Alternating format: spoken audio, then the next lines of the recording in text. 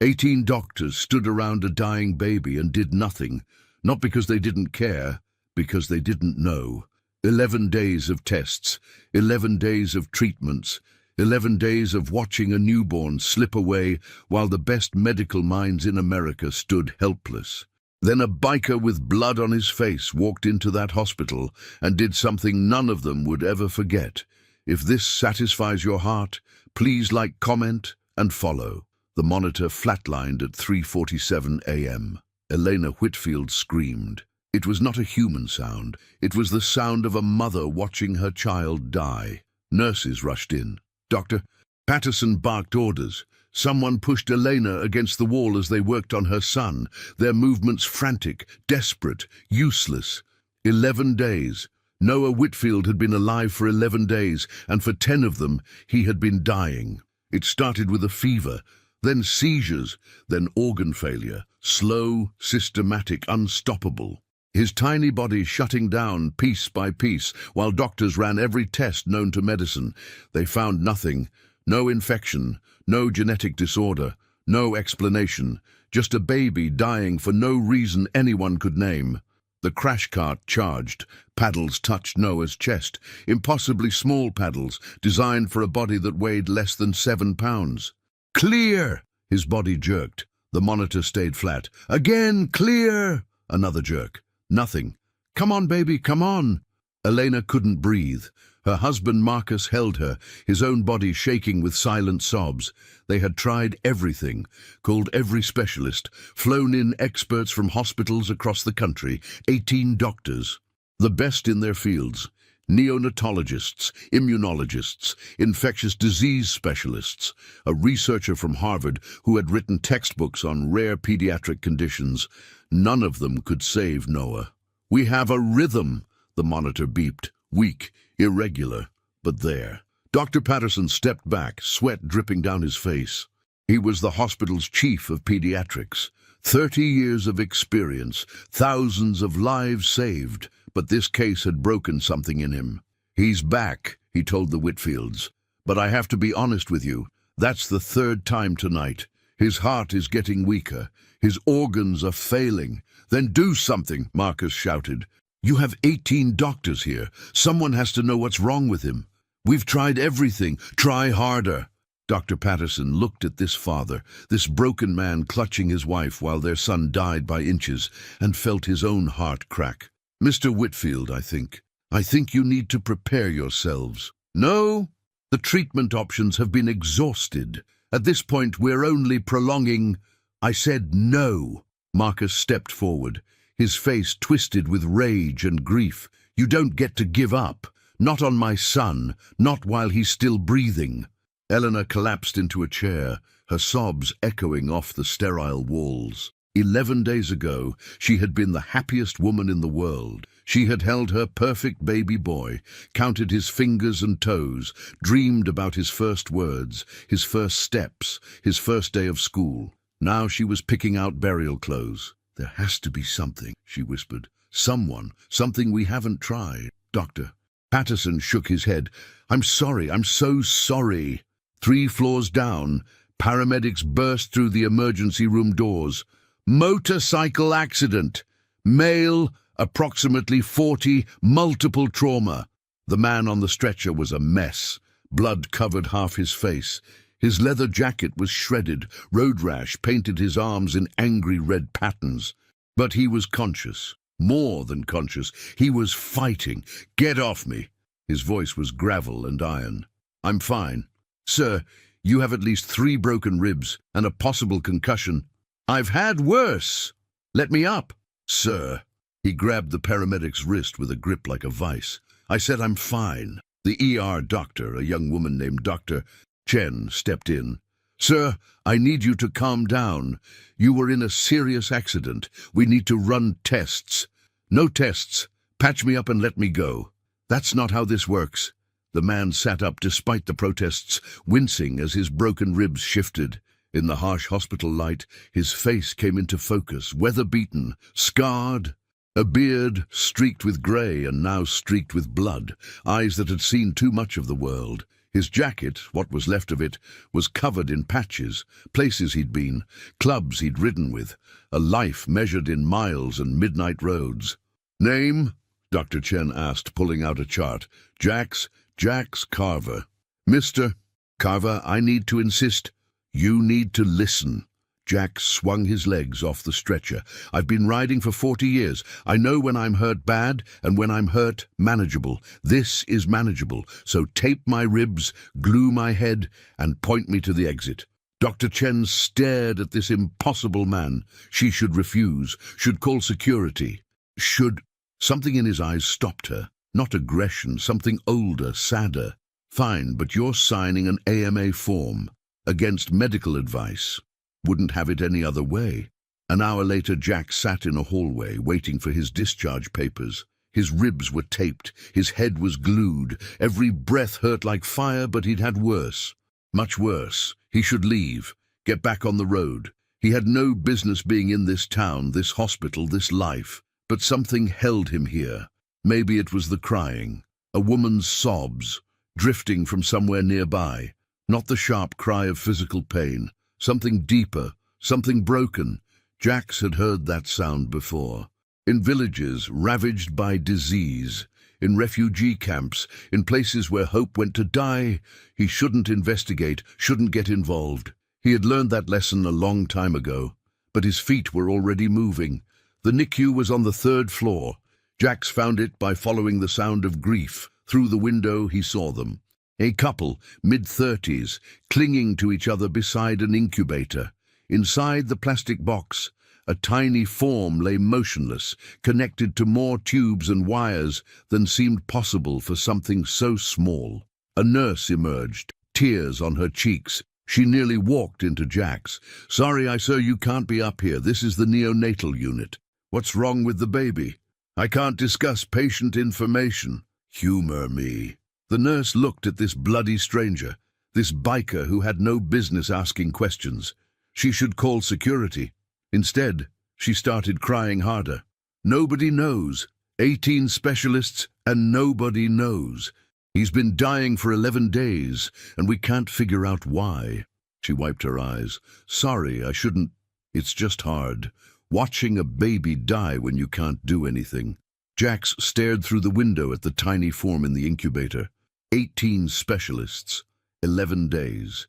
No answers. "What are the symptoms?" "Sir, I really can't." "Fever, seizures, organ failure. Am I close?" The nurse's eyes widened. "How did you—" "Does he have a rash? Small one, probably on his torso. Looks like a birthmark, but it's not." I don't know. The doctors have done full examinations. They would have missed it. It's small, easy to overlook."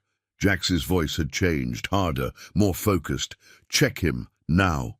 "Sir, I can't just—" "That baby is dying because 18 doctors are looking for something complicated, when the answer is simple. Check for the rash." The nurse stood frozen. This was insane. This man was a stranger, a biker, clearly concussed and possibly delusional, but something in his eyes. "Wait here," she said. She disappeared through the NICU doors. Jax watched through the window, saw her approach the incubator, saw her speak to Dr. Patterson, who shook his head dismissively. Then he saw her lift the baby's gown. Even from the hallway, Jax saw her freeze, saw her call Dr. Patterson over, saw the doctor's face go pale. The nurse came back out, her expression a mix of shock and fear. "How did you know? There's a mark, exactly where you said. We all thought it was just a birthmark." "It's not." Jax pushed off the wall, wincing as his ribs protested. "I need to talk to those parents, right now." "Sir, I can't let you—" "That baby has maybe 12 hours. Probably less. I know what's killing him, and I know how to stop it. But I need the parents to trust me, and I need your doctors to get out of my way." The nurse stared at him. "Who are you?" Jax's jaw tightened. Someone who's seen this before. Someone who watched children die from it because nobody knew what to do. His voice dropped. "And someone who learned eventually how to save them." The conference room was tense. Marcus and Elena Whitfield sat on one side of the table, hollow-eyed and desperate. Dr. Patterson and 3 other specialists sat on the other, their expressions ranging from skeptical to hostile. Jax stood at the head of the table, still bloody, still broken, still refusing to sit down. "This is absurd," Dr. Patterson said. "You want us to believe that a motorcycle drifter knows more about our patient than 18 board-certified specialists. I want you to listen for 5 minutes, then decide." "We don't have 5 minutes to waste on—" "Your patient doesn't have 5 minutes to waste on your ego." Jax's voice cut like a blade. "That baby is dying, doctor, and it's not because you're stupid or incompetent. It's because you've been looking for the wrong thing. And what should we be looking for? Nothing." Jax let the word hang. "You shouldn't be looking for anything, because there's nothing to find. Not anymore." The room went silent. 15 years ago," Jax continued, "I was in Peru, small village in the mountains. Kids were dying. Same symptoms your baby has. Fever, seizures, organ failure. Local doctors were baffled. International aid workers were baffled. Everyone assumed it was some new disease, some mutation, something they could identify and treat." He leaned forward. "It wasn't. It was something ancient, something the local curanderos, healers, had seen before. They called it La Sombra, the shadow, not because it was mysterious, but because of how it worked." "How did it work?" Elena asked, desperate. "A specific combination of environmental factors, altitude, humidity, a particular type of mold that only grows in certain conditions. The mold releases spores that are harmless to adults but devastating to newborns, gets into their system, triggers an immune response that the body can't control." Dr. Patterson scoffed. "There's no mold in our hospital. Not anymore, but there was. Check your maintenance records. Any water damage in the past month? Any flooding? Any construction that might have disturbed old materials?" The specialists exchanged glances. "There was a pipe burst," one of them admitted, 2 weeks ago, in the supply closet adjacent to the delivery room. And when was Noah born?" Elena's hand flew to her mouth. 3 days after. He was born 3 days after the pipe burst. The spores were in the air. He breathed them in. His immune system responded, and it's been attacking itself ever since." Jax straightened. "The good news is it's treatable. The bad news is not with anything you have in this hospital." "What does he need?" Marcus demanded. Jax hesitated. This was the part they wouldn't believe, the part that sounded like insanity. A compound, plant-based. The curanderos made it from a combination of local herbs. I don't know the scientific names, but I know the plants. More importantly, I know someone who can get them." "You're asking us to give our son some jungle witch doctor remedy?" Dr. Patterson stood up. "This is malpractice waiting to happen, Mr. and Mrs. Whitfield. I strongly advise—" "He's dying anyway," Elena screamed. "What do we have to lose? Your son's life. If this man is wrong, if you're wrong, our son dies. At least his way gives him a chance." The room erupted in arguing. Doctors shouting about liability, parents shouting about hope. Jax stood silent, watching the chaos. Then Marcus Whitfield stood up. "Everyone shut up." Silence. He walked to Jax, stood inches from his face. "Look me in the eyes and tell me you can save my son." Jax met his gaze. "I can't promise anything. Medicine doesn't work that way, and neither does life. But I've seen this before. I've watched children die from it. And I've watched children survive because someone knew what to do." He didn't blink. "I know what to do." Marcus studied him. This stranger, this bloody, broken biker who had walked into their nightmare and offered the impossible. "Do it," Marcus said. "Mr. Whitfield," Dr. Patterson started. "I said do it." Marcus turned on the doctor, years of grief and rage exploding at once. "You've had 11 days, 18 experts, and my son is still dying. This man knew about the rash in 5 minutes. He knew about the pipe burst. He knows something you don't." He looked at his wife. She nodded, tears streaming. "Save our son," Marcus said to Jax. "Whatever it takes, whatever you need, save him." Jax nodded once. "I need a phone, and about 6 hours. You have 4. After that it might be too late." Jax was already moving. The call connected on the third ring. "Who is this?" "Maria, it's Jax." Silence then. "Jax, Dios mío, it's been 7 years. I thought you were dead." "Not yet. Listen, I need your help." Maria Vasquez had been the village healer's apprentice in Peru. Now she ran a non-profit that preserved traditional medicine knowledge. If anyone could get what Jax needed, it was her. "What kind of help?" "La Sombra. You remember?" "How could I forget? We lost 6 children before grandfather figured it out." "There's a baby here, same thing, I need the compound." "Jax, that takes days to prepare." "I don't have days, I have hours." Maria was quiet. Jax could hear her thinking. "Where are you?" "Cedar Falls, Missouri, middle of nowhere." "I have a contact in St. Louis, traditional medicine researcher. She might have preserved samples from grandfather's work." More silence. "Jax, why do you care about this baby? You don't do attachment. You told me that yourself." Jax looked through the window at Noah's incubator, at the tiny chest rising and falling with mechanical assistance, at the parents clutching each other like drowning people. "I don't know," he admitted. "Something about this one. Something about all of them." Maria's voice softened. "You never stopped caring, Jax. You just pretended you did. Can you get me the compound or not?" "I'll call Elena, my contact. If she has it, she can be there in 3 hours. Make it 2. "I'll try." "And Jax?" "Yeah?"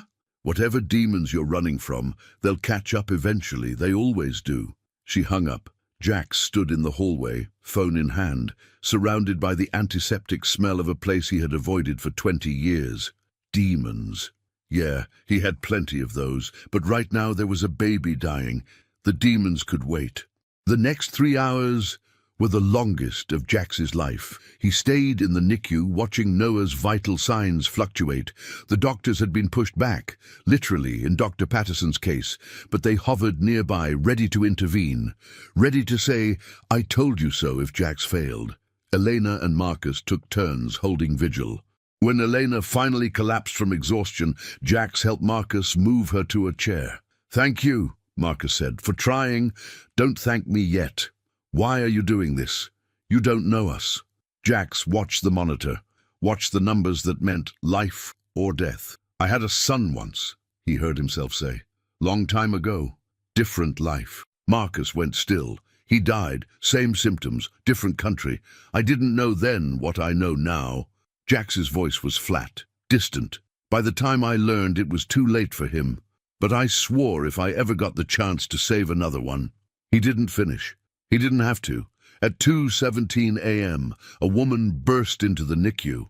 She was small, dark-haired, carrying a cooler like it contained the Holy Grail. "I'm Elena Vasquez, Maria's contact." She thrust the cooler at Jax. "It's all there. 3 doses, just in case." Jax opened the cooler. Inside, packed in ice, were 3 small vials of dark liquid. "How do we administer it?" Dr. Patterson demanded. "This hasn't been tested. We don't know the dosage. 1 milliliter oral." Jax was already moving toward the incubator. "It needs to be absorbed through the digestive system." "This is insane." "Watch me or stop me, those are your options." He opened the incubator. Noah was so small, so fragile. Tubes and wires everywhere, keeping him alive by force of technology. Jax's hands that had built engines and thrown punches and held dying friends, trembled as he lifted the tiny body. 1 milliliter. 1 chance. He administered the compound. Then he held Noah against his chest, something the doctors said was impossible with all the monitoring equipment, and waited. 1 minute. 5 minutes. 10. Noah's monitor beeped. His heart rate, which had been erratic for days, began to stabilize. 20 minutes. His temperature, stuck at 103 for almost a week, started to drop. 1 hour. The seizures stopped. Dr. Patterson stared at the monitors like he was watching a miracle, because he was. That's impossible." "Apparently not." Jax carefully placed Noah back in the incubator. "He'll need the other 2 doses, 1 every 6 hours. After that, his body should be able to heal itself." Elena was sobbing, clutching her husband. "Is he going to live? Please tell me he's going to live." Jax looked at Noah, at the color returning to his cheeks, at the monitors showing numbers that finally made sense. "Yeah," he said, "he's going to live." The room exploded, nurses crying. Nurses. Doctors arguing about what they had just witnessed. Parents collapsing with relief. Jax slipped out. He had done what he came to do. Now it was time to go. But at the elevator, a voice stopped him. "You're not leaving." He turned. Marcus Whitfield stood in the hallway, exhaustion and gratitude warring on his face. "You saved my son's life. The least I can do is buy you breakfast. I don't need—" "It's not about what you need. It's about what you deserve." Marcus walked closer. "Whoever you are, whatever you've done, tonight you were a hero. Let someone thank you for once." Jack stood at the elevator, finger hovering over the button. He should leave, should get back on the road, should run like he always ran. But his ribs were broken, his head was pounding, and for the first time in 20 years, someone was looking at him like he mattered. "Fine," he said. "But you're buying the good coffee." Marcus smiled. "Deal." The diner was empty at 4 a.m. Jack sat across from Marcus, his hands wrapped around a coffee cup, his broken ribs screaming with every breath. The adrenaline was fading. The pain was setting in. "Who are you?" Marcus asked. "Really? Nobody special? Just a guy who's been around."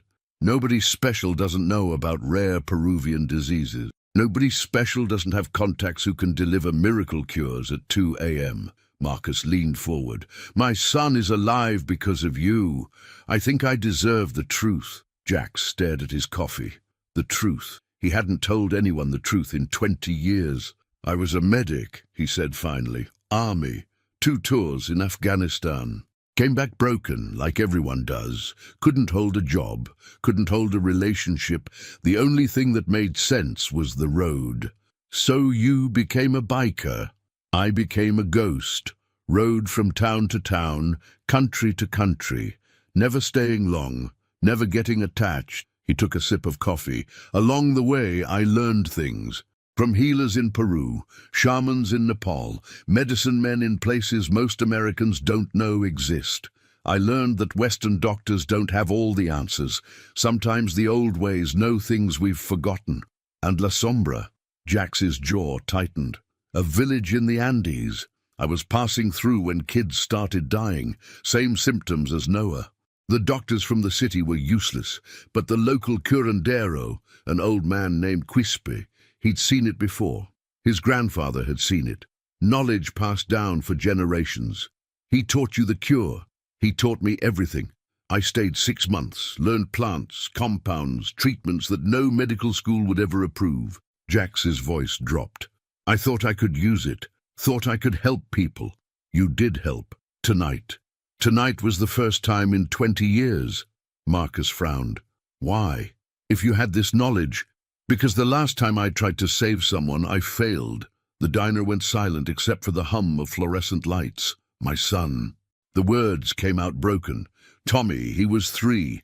His mother and I were living in Guatemala. She was a journalist. I was her fixer. Tommy got sick. Same symptoms. I didn't know then what I know now." Jax's hands trembled around the cup. "By the time I found someone who could help, it was too late. 12 hours too late. He died in my arms." He looked up, and Marcus saw something shattered in those weathered eyes. "I spent the next 5 years learning everything I could about what killed him. Every traditional remedy, every indigenous treatment. I became an expert in something I couldn't use to save my own child. Jesus. After that, I couldn't stop. Everywhere I went, I found people who needed help. Sometimes I could give it, sometimes I couldn't. But every time I tried, I saw Tommy's face." Jax set down his cup. "Eventually I stopped trying, stopped getting close, stopped caring. But you cared tonight." "Yeah." Jax looked toward the window, toward the hospital where Noah was finally getting better. "I don't know why. Something about that kid, something about those parents." Marcus was quiet for a long moment. "Maybe," he said, "it was time to stop running." The news spread fast. By noon, the story was everywhere. A mysterious biker saves dying baby that 18 doctors couldn't help. Local news picked it up first, then national. Reporters descended on Cedar Falls like locusts. Jax tried to leave. 3 times he walked to his motorcycle, still parked at the accident scene, miraculously intact, and 3 times something pulled him back. The 4th time, Elena Whitfield was waiting. "He's asking for you." "Who?" "Noah." "Well, not asking. He's 11 days old, but his vitals spike every time you're in the room. The doctors can't explain it." She smiled through tears. "I can't explain it either, but I know my son wants you there." Jax followed her back to the NICU. Noah looked different now, color in his cheeks, movement in his tiny limbs. The ventilator had been removed. He was breathing on his own. "Can I?" Jax gestured toward the incubator. "Please." He lifted the baby carefully, cradling him against his chest. Noah made a small sound, not crying, just acknowledging. "Hey, little man," Jax whispered. "You gave everyone quite a scare." Noah's eyes opened, unfocused like all newborn eyes, but somehow finding Jax's face. "You're going to be okay. Strong kid like you. You're going to be just fine." Dr. Patterson appeared in the doorway. He looked like he hadn't slept in days. He probably hadn't. "Mr. Carver, I owe you an apology." Jax didn't look up. "No, you don't. I dismissed you, called your knowledge worthless. Meanwhile, a baby was dying and I couldn't." His voice cracked. "I've been a doctor for 30 years. I thought I knew everything. Turns out I knew nothing." "You knew plenty. You just didn't know this one thing." Jax finally met his eyes. "That's not a crime. That's being human." Patterson stepped closer, watching Jax hold Noah with surprising gentleness. "Where did you learn to do that? Hold a baby like that?" "My son taught me." The words came easier now. "Long time ago." "What happened to him?" Jax told him. The whole story this time. Guatemala, the illness, the failure, the years of wandering and learning and running. When he finished, Patterson was crying. "I'm sorry. I'm so sorry." "Don't be. He's why I knew how to save Noah. Tommy didn't die for nothing.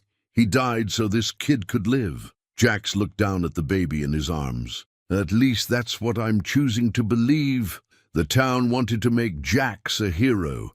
They organized a ceremony. The mayor wanted to give him a key to the city. The hospital board wanted to create a fund in his name. Parents from across the county wanted to meet the man who had done the impossible. Jax refused everything. "I didn't do this for recognition," he told Marcus. "I did it because a kid needed help." "Then what do you want?" Jax thought about it. Really thought. "To stop running," he admitted. "For the first time in 20 years, I want to stay somewhere. Put down roots, maybe actually live instead of just existing." Marcus smiled. "Cedar Falls isn't much. Small town, not a lot of excitement. I've had enough excitement. Small sounds good." The Whitfields helped Jax find a place. A small cabin on the edge of town, owned by an elderly widow who was happy to rent it cheap to the man who saved that baby. He fixed it up himself. Roof, plumbing, the works.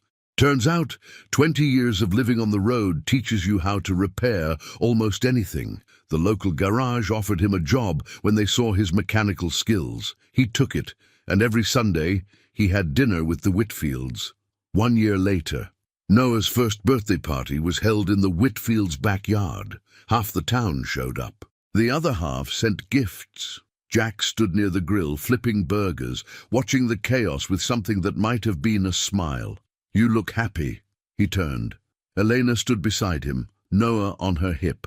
The baby had grown into a healthy, chubby 1-year-old with his mother's eyes and his father's stubborn chin. "I'm getting there," Jax admitted. "He asks for you, you know.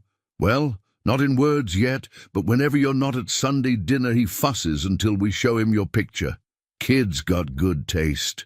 Elena laughed. Then her expression grew serious. "We never properly thanked you. For everything. Words don't seem like enough. Words are fine. Living is better." Jax looked at Noah. "Every time I see him growing, laughing, being a regular kid, that's all the thanks I need." Noah reached out with chubby hands, grabbing for Jax. Without thinking, Jax took him, settling the baby against his shoulder like he'd done it 1,000 times. Maybe he had. Marcus and I talked, Eleanor said. We want to ask you something. Okay. We want you to be Noah's godfather, officially, legally. Jax froze. You saved his life. You stayed when you could have left. You became part of our family without even trying. Eleanor's eyes were wet. We can't imagine anyone else. Jax looked at the baby in his arms, at this child who had almost died, at this life he had somehow saved. 20 years ago, he had watched his son die and sworn never to get close to anyone again. Now, a family was asking him to be closer than ever. Yeah, he heard himself say. Yeah, I'd be honored. That night, Jack sat on his cabin porch, looking at the stars. His phone buzzed, a message from Maria in Peru. Heard you stayed. Never thought I'd see the day. Grandfather would be proud.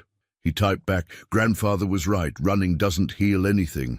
He set down the phone and thought about the last year, the baby he had saved, the family that had adopted him, the town that had accepted him despite his past.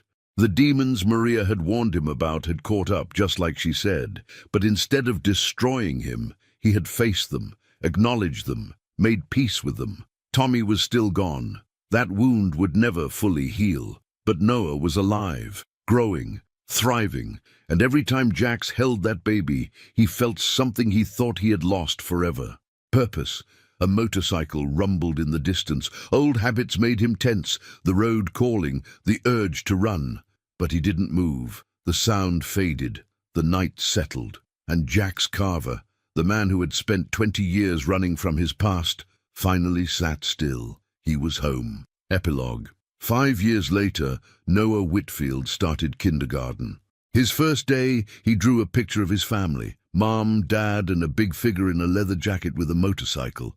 Who's that? His teacher asked. That's Uncle Jax.